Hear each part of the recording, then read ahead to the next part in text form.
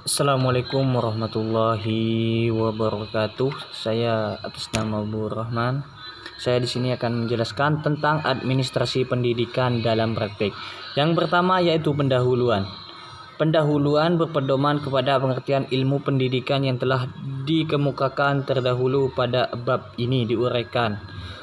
Sekitar perkembangan pendidikan di Indonesia periode 1965 sampai 2010 yang secara garis besar terpisahkan oleh dunia orientasi kebijakan yaitu periode sentralisasi dan desentralisasi.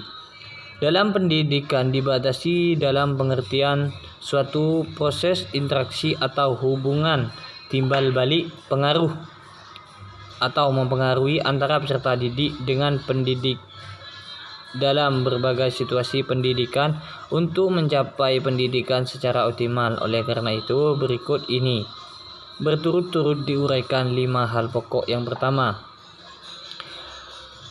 dasar dan tujuan pendidikan nasional yang kemudian diikuti dengan sistem penilaian untuk mengukur sejauh mana tujuan tersebut telah tercapai. Yang kedua, peserta didik terutama berkenaan dengan siswa SD, SMP, SMA atau SMK dan perguruan tinggi.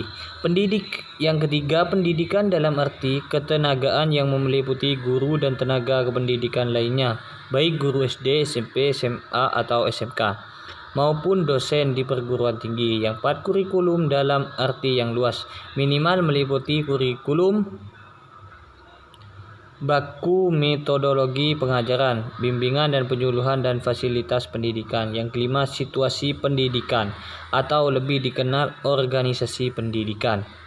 Yang B, dasar, tujuan dan penilaian pendidikan. Yang pertama, dasar dan tujuan pendidikan.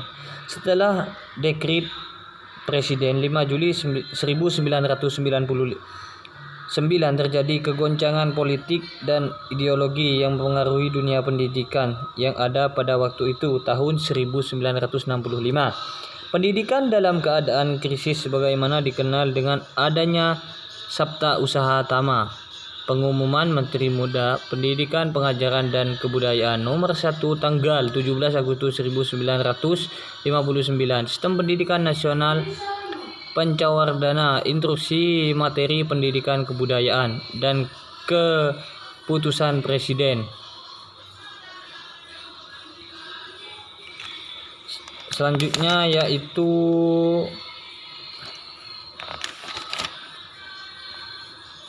penilaian pendidikan.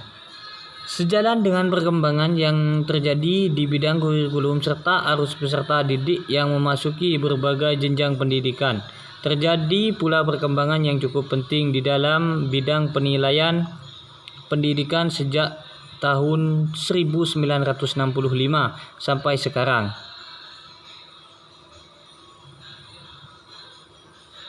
Dalam penguraian perkembangan di bidang penilaian ini membahas lebih banyak diarahkan pada perkembangan yang terjadi dalam sistem organisasi serta prosedur yang ditetapkan oleh masing-masing jenis penilaian di atas, baik pada jenjang pendidikan dasar dan menengah maupun jenjang pendidikan tinggi.